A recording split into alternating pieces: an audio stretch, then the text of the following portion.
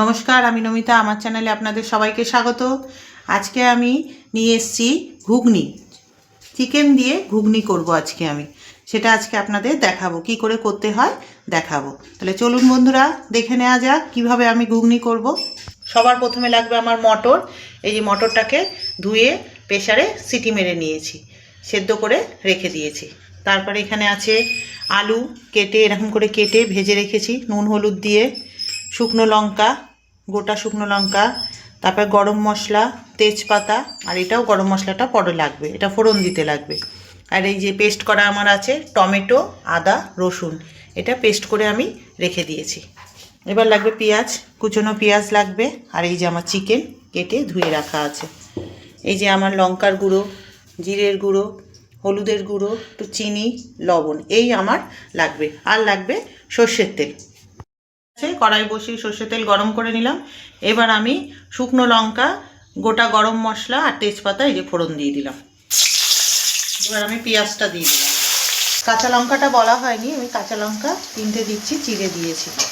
আর টমেটোটা দিয়ে দেবো। দিয়ে এবার এটাকে একটু লাল লাল করে ভেজে নেবো। এই পেঁয়াজটা আমার হাত ভাজা হয়ে গেছে। এবার আমি যে পেস্টটা করা ছিল সেই পেস্টটা দিয়ে দিলাম। পুরো পেস্টটা আমি দিয়ে দিলাম, দিয়ে এটা একটুখানি কষবো। এই যে আমি এবার চিকেনটা দিয়ে দিলাম। চিকেনটা দিয়ে এবার একটু মশলাটা নিয়ে এবার ভাজবো একটু। এবার একটু ভেজে নিই। আমি মশলাটা একটা বাটিতে যতটা দেব ততটা আমি নিয়ে নিচ্ছি। এই যে হলুদ গুঁড়ো দেবো 2 চামচ দেব,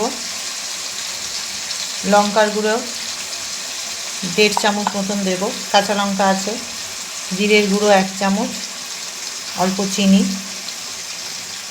দিয়ে এটা আমি মশলাতে দেব। এটা মশলাটা গুঁড়ো মশলাগুলো সব দিয়েছিলাম, একটা বাটিতে জল দিয়ে আমি গুলে নিয়েছি। এবার আমি এটা কড়াইয়ে দিয়ে দেবো। কড়াইয়ে আমি দিয়ে দিলাম, দিয়ে এবার এটা আমি কষবো। মাংসটা এটা দিয়ে মশলাটা দিয়ে এবার খানিকক্ষণ কষবো।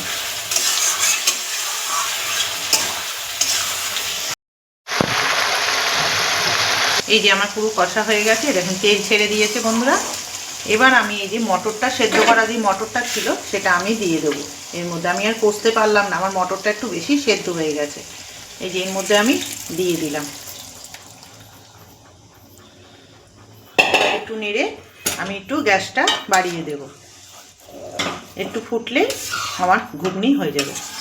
এই যে আমার ঘুগনি রেডি হয়ে গেছে, দেখুন রেডি হয়ে গেছে। এবার রুটি করব আর খাবো, ব্যাস।